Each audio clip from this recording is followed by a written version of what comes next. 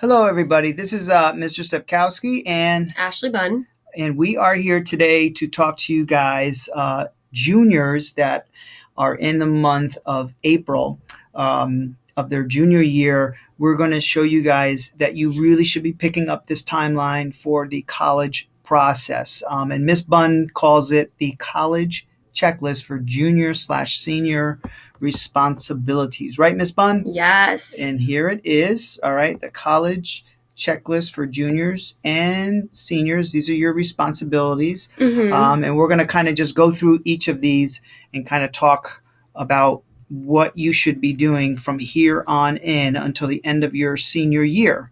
Okay.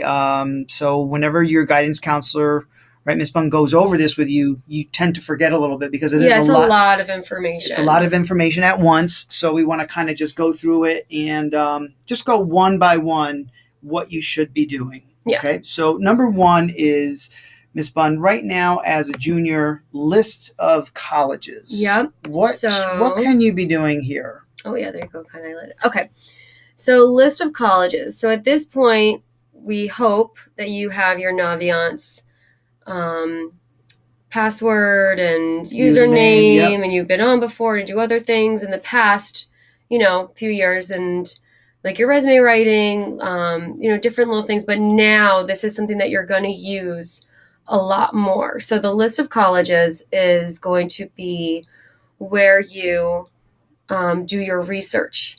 And the website that goes into this a little bit more, but you're going to start to get your list of schools, of possible schools you're interested in that you're probably going to be applying to in the fall. So we usually say if you do your research and you do it the right way, you might want, 5 to 10 schools. You don't want to come in with a list in the fall and say, I'm applying to 20 schools. Right. Because that's a lot of money. That's a lot of money and a lot of time. A lot of money, a lot of time, and a lot of money in all those application fees, right? Yes. Yeah, because it does cost for each application.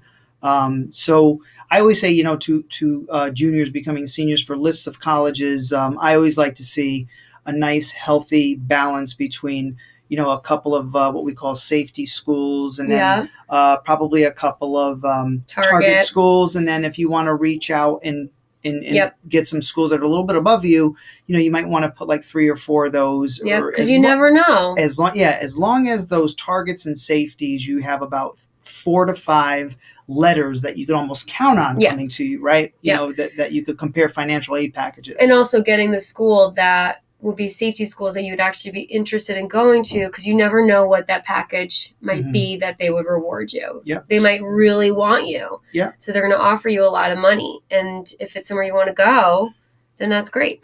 Awesome. So what about once I'm doing my colleges, and then I've decided that, I think I'm going to find these colleges and so forth. I know that as a junior, I'm taking the SAT test. Yeah. And March of 2016, which is where we are today, is the first SAT test, a new SAT. Yeah. Do I immediately send that out, or do I take more SATs? And then does my counselor send out the SATs? Like, where do I take the SATs through? Where does that work? Yeah, I think that this part is really confusing to students and parents, and they mishear information from friends or whomever. So you would take the test in March. If you didn't get to study and do the March, because this test is new and is difficult, then, do the April or June.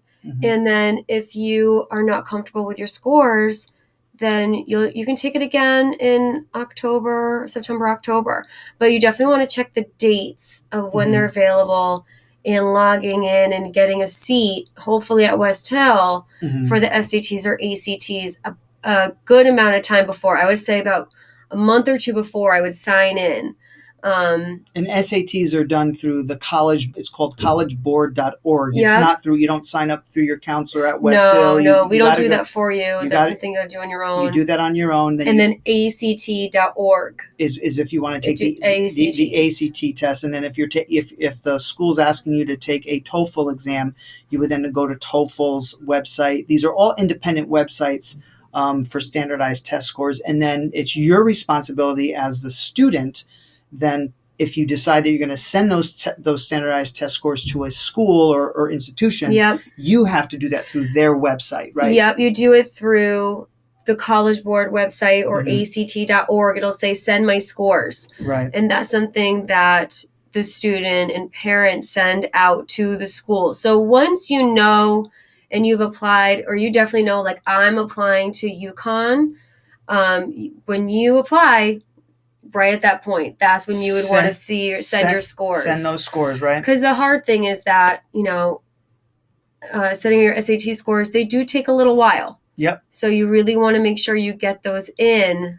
a good period of time. Perfect. Now as a junior, I had a junior come to me the other day and said, can I start writing my essay? Yeah. And I said, yeah, you actually can.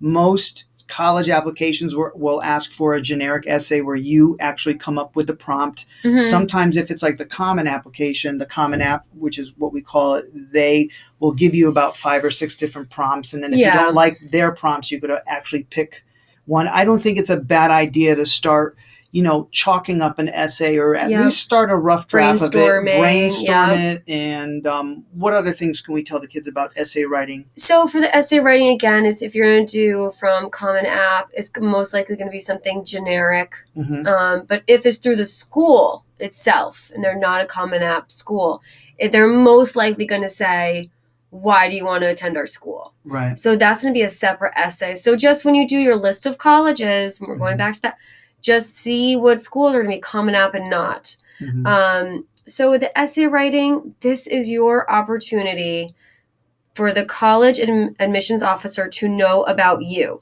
This is kind of, I say, your one shot, and really for them to get a preview of who you are.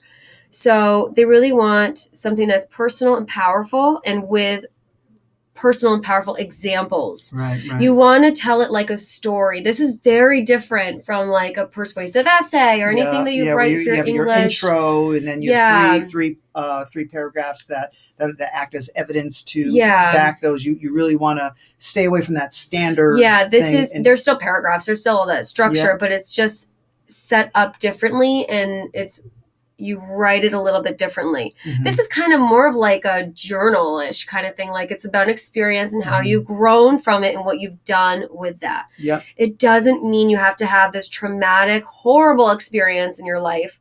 If so, then that's something you could totally use. But it could also be something amazing.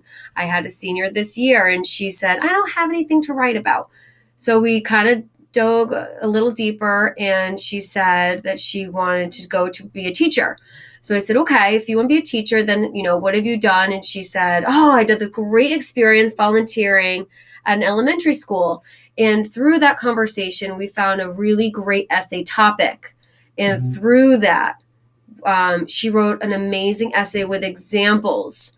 So again, this is your one time that in that day when that reader is reading, you're one of 70 people, most likely, that the admissions officer is going to read.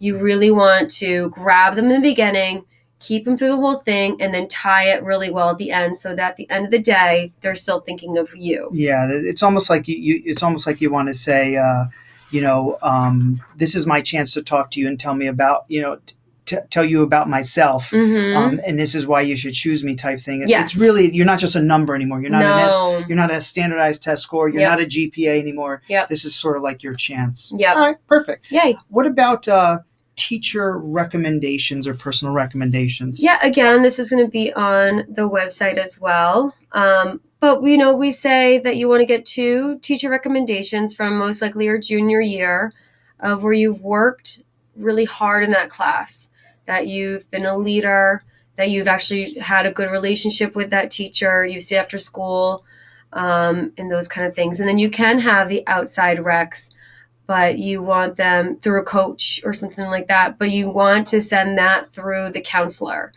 And then that's really it. All right. So if you want, your teacher or personal recommendations, get a couple of teachers that you're really good rapport with. And then if it happens to be a coach or someone from the outside, like your rabbi or priest, they could do that as well. Right? Yep. All right, so we're going to come back in part 2, and we're going to go right into applying. So this is part 1. We hope you've enjoyed it. And please tune into part 2 to hear the rest.